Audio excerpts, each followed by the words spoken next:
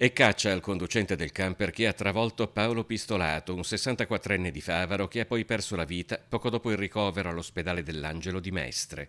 Pistolato stava percorrendo Rampa Rizzardi in sella a una bicicletta quando è avvenuto il contatto rivelatosi fatale con un camper che ha poi proseguito la corsa senza fermarsi.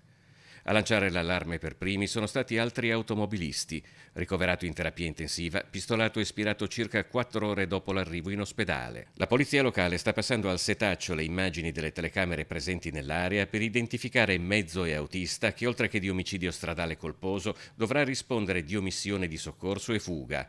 Nell'impatto il camper avrebbe anche perso uno specchietto retrovisore. Erano circa le 12:15 di venerdì. Circa 12 ore dopo, un altro incidente è stato fatale ad Amos Rossato, un 52enne residente a Carpenedo. Era in sella ad una moto che è uscita di strada alla rotonda tra via Vespucci e via Tina Anselmi. Anche in questo caso sono al vaglio le immagini di sorveglianza della zona, ma dai primi rilievi dovrebbe trattarsi di una fuoriuscita autonoma. Intanto è stata fissata la data dei funerali di Andrea Molin, l'ex calciatore morto a 63 anni in moto sulla Noalesi a Santa Maria di Sala dopo lo scontro con un'auto. Saranno celebrati nella chiesa di Sant'Eonisto e Agostino a Marano di Mira.